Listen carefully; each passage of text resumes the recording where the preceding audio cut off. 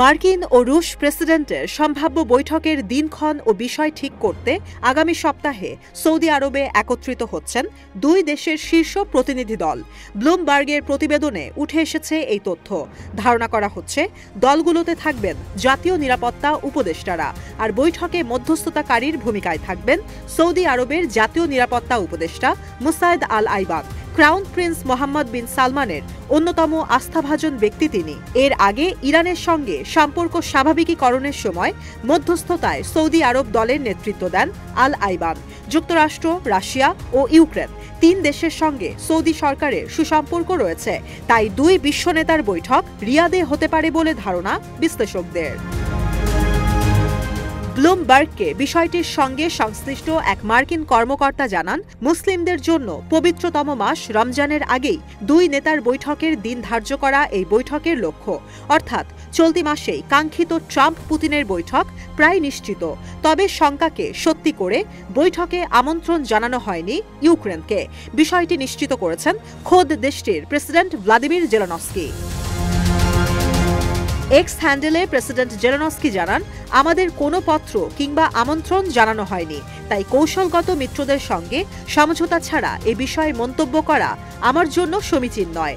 Fox নিউজের প্রতিবেদক নানা সাজাইয়ার দাবি, ইউরোপীয় কোনো দেশকে বৈঠকে আমন্ত্রণের এখনও কোনো পরিকল্পনা নেই।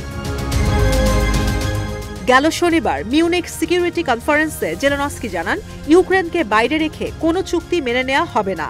পাশাপাশি ঘোষণা দেন, শুধুমাত্র একজন রাশিয়ান ব্যক্তির সঙ্গে আলোচনায় বসতে প্রস্তুত তিনি। ব্যক্তিটি হলেন স্বয়ং রুশ প্রেসিডেন্ট ভ্লাদিমির পুতিন। আর মাত্র কয়েকদিন বাদেই ইউক্রেন রাশিয়া যুদ্ধের পূর্ণ হবে ৩ বছর। দীর্ঘ এই সময় বিপুল সংখ্যক সেনা হারালেও রুশ যোদ্ধাদের কাছ থেকে ভূখণ্ড স্বাধীন করতে পারেনি ইউক্রেন। মার্কিন মসনদে পুতিনের বন্ধু ট্রাম্পের প্রত্যাবর্তনে কিয়েভের জন্য সংকট চূড়ান্ত পর্যায়ে। এমন পরিস্থিতিতে দ্রুত রাশিয়ার সঙ্গে শান্তি চুক্তির প্রয়োজনীয়তার ইঙ্গিত দিলেন ভলোদিমির জেলেনস্কি। জার্মানিতে চলছে মিউনিখ সিকিউরিটি কনফারেন্স, যেখানে ইউক্রেনীয় প্রেসিডেন্টের সঙ্গে একই সুরে কথা বলেছেন মার্কিন ভাইস প্রেসিডেন্ট জেডি ভ্যান্স। জানান, দৃঢ় ও দীর্ঘস্থায়ী শান্তি প্রতিষ্ঠায় প্রতিশ্রুতিবদ্ধ ওয়াশিংটন। যুক্তরাষ্ট্র এমন শান্তি চায় না যা পূর্ব ইউরোপকে কয়েক বছরের মধ্যে আবার সংঘাতের দিকে ঠেলে দেয়। বৈঠক শেষে এক্স হ্যান্ডেলে জেলেনস্কি জানান, মিস্টার ভ্যান্সের সঙ্গে নিশ্চিতভাবে এটি তার শেষ বৈঠক নয়। এটি নতুন বৈঠকের দ্বার উন্মোচন করেছে। যত দ্রুত সম্ভব প্রকৃত শান্তি প্রতিষ্ঠায় কাজ করতে চায় দুই পক্ষ। এছাড়াও শীঘ্রই ওয়াশিংটনের বিশেষ দূত কিয়েভ সফর করবেন বলে জানান ইউক্রেনীয় প্রেসিডেন্ট।